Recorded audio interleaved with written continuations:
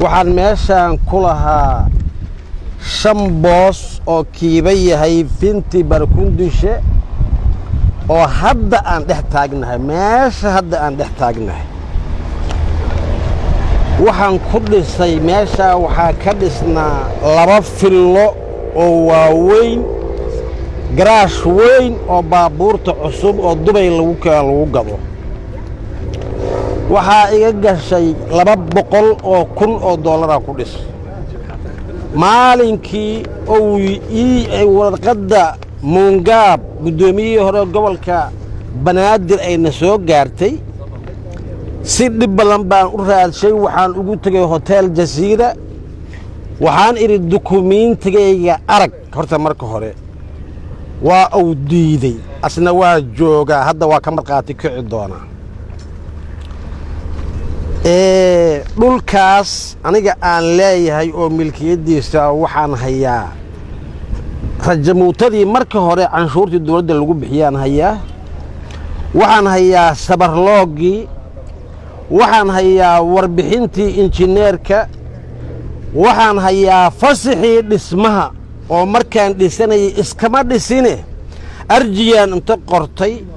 oo dawladda hoose u qortay oo sabarloogadaydii iyo wixii sharci aan haysta kulli faaqay baan idin ma dhisan karaa dhulkayga waxaa layga shubay 3 milyan waxaa la yiri dhiso waa dhisan kartaa 3 milyan waana hayaa hadda waa hayaa awal markii hore kuma aanan qaadan xoog kadibna kuma dhisin xoog iyo qardajeex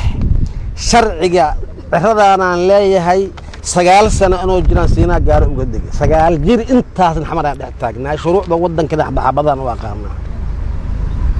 si sharciyahan ku gatay markii hore dabadeedna si sharciyahan ku dhisay waxaan ka codsaday Mungab war madaxweynaha iigay hawsha asagaana igu yiri aniga ma ahan hawsha waxa wataa waa la iga dambeeyaa waa uu diiday haddana cabashaanahay haddana waa dacwooday maxkamadda sare ee dalkan ka dacwooday garyaqaankii dawladda xafiiska garyaqaankan 3 bilood dacwoonayay waa la ii xukumay dhulkaygii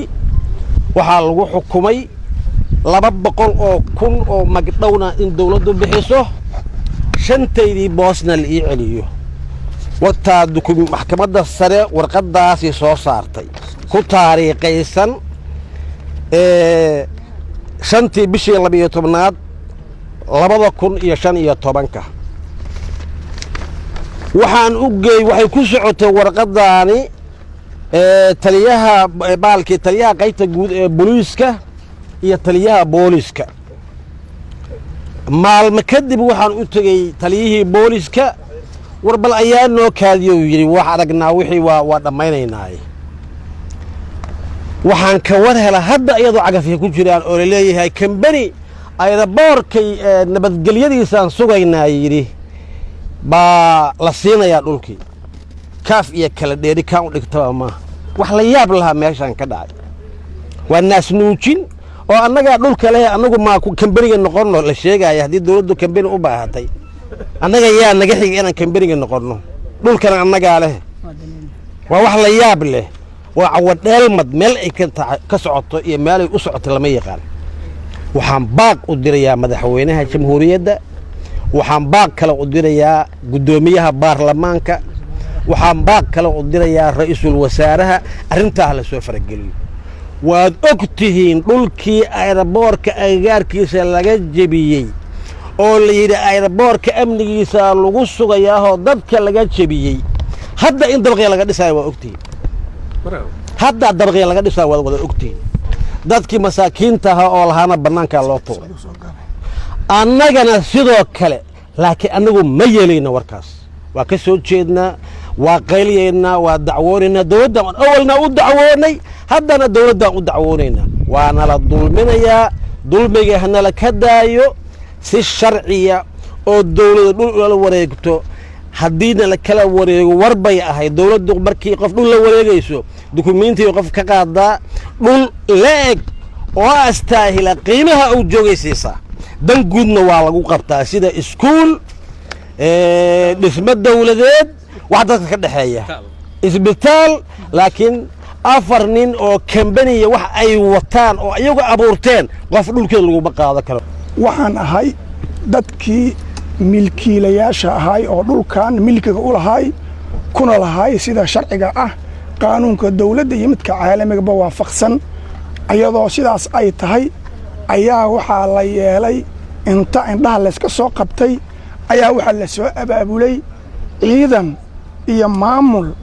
إيا داد شخصيادة أو سيجارة وأبابولن وأن كنت المامي كرن إني قبيليهين أنا عيل قبا قبيل كميشان دقناي أو دوكومنتيد أو هايستا أو له شرعيقا markii ay wax kale meeshoodii uga qaadaan ay waayeen waxay u soo abaabuleen ciidamo qabiil ah laakiin sita shaatigii dawladda oo ay hogaaminayaan dad shakhsiyaada oo ku hayb ah ujeedadii laga lahaay waxay ahayd in maalin uun dad kale ayaga ku qabiila la siiyo ilaa berigaas waa daba soconnay xafiis kasta oo dawladeed oo aan tagno waana la ka soo xirayay midka madaxweynaha la ka soo xiray ka baarlamaankana la ka soo xiray ka gobolkana la ka soo xiray kan amnigana la ka soo xiray markaan soo laabanaba kii annaga la soo abaabuliyan ku soo laabanaa wuxuuna nagu yidhaahdaa war meeshaanu madaxweynahay ka socotaa haddaad halkaa tegi kartaan taga albaabka madaxweynuhuna waa xiran yahay ujeeduuna u xiran yahay dadka qaaruuna ka xiran yahay qaarna waa u furan yahay annaguna waxaan ka mid noqonnay dadka uu ka xiraa sidaas darteed waxaan tusaynaa meediyaha annagoo dukumentigaasayna waa maxamed siyaad barre ninka la yidhaha milkiyadda sharcigaha ku soo baxay rajabuutadii wataas dhulka sabarloogii dhulka wakaas ninka la yidhaha milkiyaddii aan dhulkaas ku gatay oo lahaanshaha sharci ahaaneed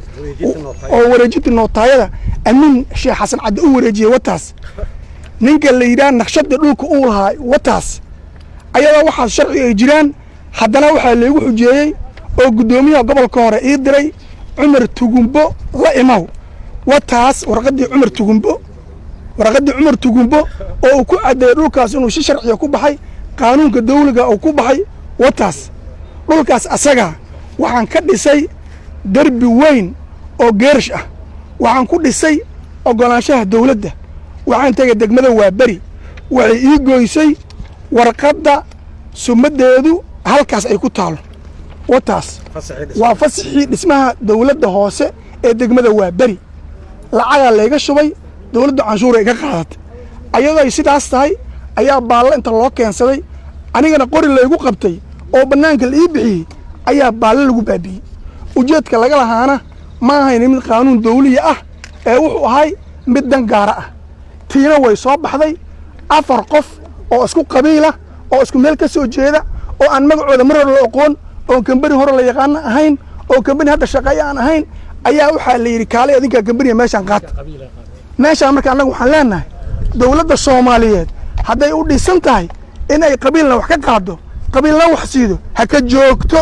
waa wixii hore lagu ba'ay waa waxa la isku aamini laayay waxaan rabnaa dawladda Soomaaliyeed inay soo farageliyo dadka xaq u leh ay aragto dadka xaq aan u lahayn ay aragto dadka baabuurta caqad ku imaana oo hooyooyinka iyo gabdhaha iyo caruurta dhulkii laga barakiciyey ayaguna ay bannaanka joogaan raba inay baabuur cado murayada madawla ku qaataan ma yeelayno hal la ogaado dawladdu ha ogaato anigoo shacabkii marastii meeshaan laga jabiyey booskaygu wuxuu ahaa geedkaas talaalka ah ee labalaakada ah ayuu booskaygu ku dhex yaalay waxaan haystay ilmo 4 oo agoon ah subax aroortii ayaa cagaf iyo niman shaati dawladeed wata laakiin jismiyada aan Soomaali ka ahayn ay yimid way jabiyeen gurigii alaabtii dhex taalay awlaadii dhex taalay wixii agabkii dhex yaalay dhulkay ku dareen waxba kama aanan qaadan 4 habeenan barxadaas naalay subaxdii waxaan la yiri adinkay ilmaha wala idinku xabaala hadii kale ka guura waa ka guurno ilmaheen waa ka qaadanay ilaa maalintaas dacwaan soconay dacwadii aan tagnaaba waxaan leeyahay dhulkan idinka iska malidiin mana u qalantiin rag maalin kamid maalin meelmaana cagaf ku jirta ugu imaanay marka la hadal dhulka anaga iska dhana wuxuu yiri shalay hadii adinka dad adnimo ad ku degan maanta ana ina adeerkaysiiyay si daciifnimo oo ragnimo ay ku jirno noola hadlay annagoo qalbigeenu laalaado oo aan la yaabana dawladda noocaas oo shaati dawladda garaadu garbu u gaduudan yihiin noocaas ku hadlaayana waa iskaga tagnay hadda madaxweynaha ra'iisul wasaaraha gudoomiyaha baarlamaanka intaba waxaan u sheegaynaa arrintan inay soo farageliyaan oo ay arkaan marista agoonta iyo shaybabka iyo duqowshada iyo dumarka dadka jilicsan dadka dhacaaya inay naga qabtaan haddaysan ogayna hadda inay ogaadaan hadday og yihiinna dadka haddii qaab qabiil lagu dhaco ayaguna berri aanadaas weligood way haynaan saqiirka maanta asagoo agoonka la dhacay berri wuu hayaa qunfilkaas wuu ku xiran yahay yoomil ayaan taariikhdu waxbay qoraysaa nin babaal madow in wax loogu qorna way wax fiican ma aha asagoo madaxweyne sheeganaya gudoomiye baarlamaan ay sheeganayaan haddana shacabkooda hoostooda lagula tumanayo wax fiican ma aha dawladdu waa inay ogaataa ay naga soo gaartaa dhacana la dhacayo boobkana lagu hayo waa inay arkaan waana la booba waana la dhacaa dibadaan aan talaalna ijaarka kama bixi karno agoon ijaarka kama bixi karno waxbarashana laga rabo miska bixi karno haddana meeshii aan biyaha qabo ka dhex raadsanayna magaalada ku agoonta ku kursan wana laga barakiciyo marka dawladda waxaan u sheegaynaa arrinta inay soo farageliyaan oo ina arkaan maatadooda inay hoos u fiiriyaan dawladdu shacabka ay dawlad ku tahay dawlad shacab la'aan shaqaynaysaa ma jirto adduunka shacabka waa laga qiimeeyaa ilaa Soomaali intaan ka ahayn shacabku qiimo ka leeyahay waa la wareystaa ninkooda baahan baa la ogyahay ninkooda jirna laga ninka bukaa la ogyahay laakiin Soomaali shacabkooda ma taqaano shacabkooda ninka garabka u go'ay ama hantida haysta shacab ah inta kale waa qashin caalamka saa laga ma yaqaano Soomaali dib ha isu fiiriso waxaan kamid ahay dadka halkaan hantiilayaasha ku ahay oo boosaska ku lahay oo la barakiciyay oo dawladdu ay si la kaca ay u barakicisay waxaan ku lahaa boos binti barkundisha ah waxaan nahay maxaan ku raad dadkii meesha deganay dawladdu waxay nooga kicisay dan guud dantii guud ay nooga kicisana maxaan raaw shala noo sheegay maanta laguma hayo qabiil ayaan u aragnaa in looga balakacshay qabiilna la siiyay markii aan dacwoonana oo dawladda u dacwoonana ay yiraahdeen meeshaan wax idin yaala haba yaraatay ma jirto dan guud baa lagu qabanayaa dawladda ayaanan ku qabanaysa hospitaalada loo baahan yahay waxyaalo caynkaas oo maaragtay ummadda shacabka loogu adeegayo inay noo sheegeen haddana aanay meesha ka muuqan waxaasi oo yihiin wixii meesha ka muuqda in maxaan ku iraahday dad qabiil ah oo shalana maxaan ku iraahday wixii noo sheegay ay beenahayeen wixii lagu jabiyay ay qabiilkaas hayeen haddana dad qabiil ah lagu wareejiyay oo maxaan ku iraahday ay cagaariyeen oo cagafiyo ay ku jiraan maxaan ku raanaguna aan sharcigi aan dhulka ku lahayn aan la taaganahay oo aan ahayn dad ku habsaday oo aan ahayn dad dawladda boobay oo aan ahayn dad maxaan ku iraahday meel kale ka yimid oo nahay shacabkii Soomaaliyeed hadda shacabkii Soomaaliyeed haduu lama noqday oo midna u noqday mid dawladda ku tiirsan oo qabiil ku habaysan oo shaatiga ku jabsada wax oo shaatiga wax ku qaata midna uu noqday mid qabiil loogu ciil qabo oo lagu raadsado hadda waxay la tahay jawaabtaasu dawladda u taala ayadaana maaragtay ka masuula waxyaalaha meesha ka dhacaya ayadaana og ayadayna dhaxal u tahay ayadaana maaragtay saas ay ugu noqonaysaa insha Allah bil kariim annagu dawladda waxaan ka codsanaynaa inay hoos noo fiirso dhulka iyagina loo soo celiyo maxaan ku iraaday hantidayada dibna loogu soo celiyo nalaga burburiyay nala baabi'iyay buudkana lagula tuntay waxaanaan ahayn oo dhan laga dhigay maxaan ku iraaday dawladdu ayaday u taala dadna inay shaati ku hubayso oo dawladda ku sheegtaan hantida dad weynuhu leeyahay ay shaatigaas ku qaataan hadda waxa weeyaan dawladdu ayay taas halkan aniga imaam Cabdullaah Khaliif Rawla la yiraahdaa dadkan shacabka oo meeshan deganaa oo laga jabiyay ayaan ahay imaamkoodii ama dhaqankoodii ama odagoodii cabasha ay soo gaarto halka ay keentay cabashadina daway muuqata waa sawirteen dhulkan dhul milkiyad ah oo ahaa dukumiintigii dhulka waa kaas ay ku lahaayeen dawlad dastuuri ah bixiday dukumiintigaas oo la yaqaano qaran ah bixiday dastuuri ah bixiday dukumiinti kale dacwad laga sameeyo la xukumayna waa la hayaa oo xataa fulintiisii wata dhulka sidaas ah oo milkiyadda xalaasha ah oo dadka shacabka ah lahay laga jabiyay wax loogu bedelo ma jiraan cawiil cil dawladdu ma siinin dhaqaalana lagu macawiil dhulna lama siinin waxaana soo gaartay in shirkada la siinayo shirkad in la siiyay ayaana soo gaartay shirkadaas oo aan qaab loo siinaayo lagu cayilinayo qaab dad shirkado inay dhulkii dhacayaan la siinayo wax loo soo samaysanayo dhulka shacabka dadku lahaa arrintaas marka waxaan ka digayaa waa arrin qalad ah waa arrin aan dadka qabanin dan guud halkaan loo jabiyey dan guud waxaan ahayn oo qaran in lagu bixiyo ma aqbali karno dad in shirkada la siiyo oo lagu naas nuujiyo lama aqbali karo nagama dhigayeerin dalka waxa yaala waad ogtihiin dhulkii hore wuxuu ku baxay waa ogtihiin qaab qabiil in loo siinayo ayaa lagu xamanayaan ognahay ma la aqbali karo dhulkii oo dhan oo milkiyada waa la joogay qof walba warqaday kor haystaa waa sawirteen saxaafaddu waa sawirtay waa dhul milkiyada dadkii lahaayaa taagan qof walbana booskeeda inay fariisto degtay rataadir oo salka dhigto waxaan leeyahay dawladda dadka idaa u dawladda إلا عيبوبنا لما ربوا والدنيا لو عيبوبو وعقر لو عيبوبو تتكا مساكين تا دول كاله دول كود هلو عليان لنا دولته هو عليدو حسيدو way ka maarantaa waa ka xareysan wax ugu dhow meel dawladdu ma dhow waa ka maaran dawlad baahi ma taagin halka dhulkan maanta ma taagina waa garan karnaa anagu wax baahi oo loo dhaca ma taagna dangu dadkan asaga ah waa dawladdu adeegayaal way dawladdu ummad shacaba oo danguud ummadaana ah qof walba warqaday kor haysataa dhul uu habsaday maahan oo basiib maahan dawladda bixiday dukumiinti uu leeyahay sabab lagu dhici karaa meesha ma taalo dacwada laga yahay mana qabato mana qaadan karno waxa leeyahay dawladdu arintaas dib ha uga noqoto si degdeg ah laga noqdo dadka shacabka dhulka la siiyo cid uga darabno ma jirto danguud ayaga ah ayaga dad Soomaaliyeed ah ayaga dadkii shacabka ah oo dhulka lahay ah ayaga milkiyad haysta dalku wuxuu u baahan yahay dawladdu waxay u baahan tahay shacab ay xukuntay u baahan tahay sumcad darrana lama aqbali karo geligoodna dacwada qaban waa dacwoonayaan qaarna waa loo soo xukumay hadda loo soo xukumay inta kalena maxkamaday hortuuran yihiin qandiga jirda laga dhigto arrinta inay u caas tahay inaysan arrin fudud ahayn inaysan fududaa doonin inaysan ahayn dhulkaanu dhul degdeg lagu qaadanayo dacwada ay qabaan way dacwoodeen waa la soo xukumay fulina lagu soo dhajiyay waa ka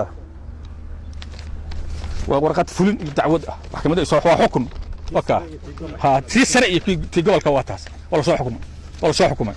waa sharci darro marka cid kale waxay ku qaadataa waa sharci darro noqonaya cid kale waxay ku qaadataa sharci darro noqonaya baarlamaanka u sheegaynaa Soomaaliyeed madaxweynaha Soomaaliya u sheegaynaa dawladdan u sheegaynaa arrintaas inay arrin qalad tahay oo aan qabanin dadkan Soomaaliyeed ma qabato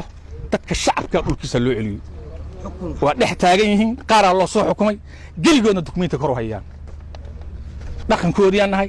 astakaanahay dawladdu arrintaas dib ha uga noqotan leh ma ahan meelii la jabi jiro xukumi jiray oo degdeg lagu qaadayo ma wada dhulka mid maahan waa dhul dukumiinti wada leh waa dhul aan mataqaanaa nabadgel darro wax qof wax u dhibaynin waa dhul aan dhul dawlad kor saarnayn waa dhulkaas xayaro barka ku yaalo magaalada bartanka farsmagaali ku dhex yaala sabab loo qaadan karaana ma cadda ma muuqato sabab la rabaa ma muuqato marka waxaan leenahay dawladdu ka fiirsato arrintaas laga noqdo shirkadaha in la sii rabana dib ha faraxan lacagtiina in ka gelin